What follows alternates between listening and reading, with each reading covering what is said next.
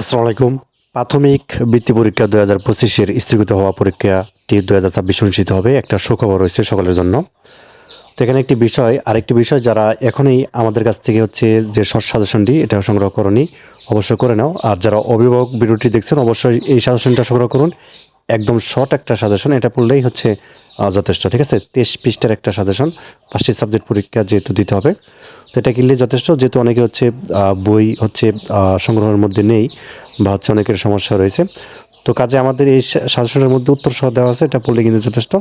মূল্য মাত্র হচ্ছে 100 টাকা, বিকাশ বা নগদে পেমেন্ট করতে হবে। আচ্ছা, যেটা বলতেছিলাম একটা সুখবর সকলের জন্য। আর সেটা হচ্ছে যে এই বৃত্তি পরীক্ষা হঠাৎ করে আবার চালু হওয়ার কারণে দেখা যাচ্ছে যে এখন যেহেতু স্টুডেন্টরা আসলে ক্লাস 6-এ পড়তেছে, ওই বাচ্চারা দেখা যাচ্ছে 5-এর যে পরীক্ষাটা দিবে, বৃত্তি পরীক্ষাটা, তাদের অনেকেরই হচ্ছে বইটা নেই। ঠিক আছে? বইটা নেই এবং একই সাথে গাইড নেই বা অনেক কিছু নেই। এতে করে অনেক বাচ্চা কিন্তু পরীক্ষা দেওয়ার আগ্রহটা হারিয়ে ফেলছে। শুধু বাচ্চারা না, অনেক অভিভাবক কিন্তু পরীক্ষাটা দিবে না। ঠিক আছে? দেওয়া হবে না আর কি। তো সেক্ষেত্রে দেখা যাচ্ছে যারা মূলত বৃত্তি পরীক্ষা দেওয়া আগ্রহী, ঠিক আছে? অর্থাৎ তারাই কিন্তু বৃত্তিটা পাবে। ঠিক আছে? প্রথম কথা হচ্ছে যে যারা সিরিয়াস তারাই কিন্তু বৃত্তিটা পাবে। অর্থাৎ পরীক্ষাটি অ্যাটলিস্ট দিতে হবে। ঠিক আছে? যেহেতু সংখ্যাটা কমে আসবে। ঠিক আছে? অনেক শিক্ষার্থী পরীক্ষা কিন্তু দিবে না। ঠিক আছে? আশা করি এই বিষয়টি বুঝতে পেরেছি। ধন্যবাদ সবাইকে।